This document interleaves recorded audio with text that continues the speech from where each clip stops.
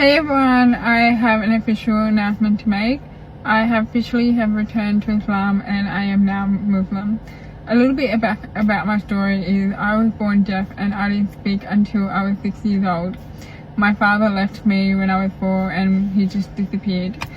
I was abused by my mother's ex-partner and that affected me and my trauma. And then I was taken away from mum and I was moved around to more than 100 foster homes. And then I was sold for child trafficking at 14 years old in a brothel. I grew up in a Lebanese Muslim culture. I've always been a part of that culture. It's been a part of my whole childhood life. And when I would go to their house and I would watch them pray and do things in an Islamic way, I was so interested and wanted to learn more.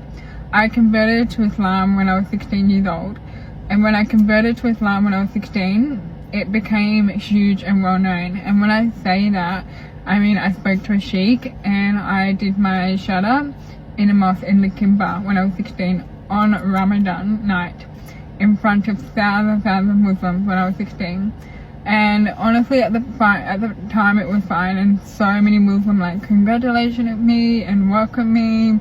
And then I did it again with the same sheikh at the Eid festival in Sydney. He's a very well-known sheikh. So yeah, so we were at the Eid festival in front of thousands of Muslims. I did my shadow again, like I said it, in front of everyone at the Eid festival. And I became extremely well-known as a Muslim girl. So I would call it like a celebrity Muslim because everyone looked up to me. I had social media, I was in the spotlight. And back then, as a 16-year-old, it was a lot of pressure for me because I had to act perfect in front of everyone because everyone was watching me. But at the time, again, I didn't care. You know, I loved Islam. It was part of my life and it's always what I believed in. Then something happened when I was 17. Someone did something to me and I had to make a report to the police. That police officer who I've known since I was 14, way before I was Muslim, and he knew my whole childhood life, what happened to me and what I went through.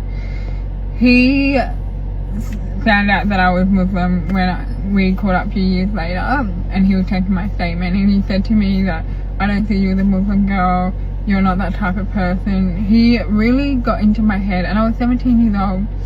He groomed me in the police station. He abused me in the police station while he was on duty, and he put thoughts into my head saying that those Muslim family don't care about you.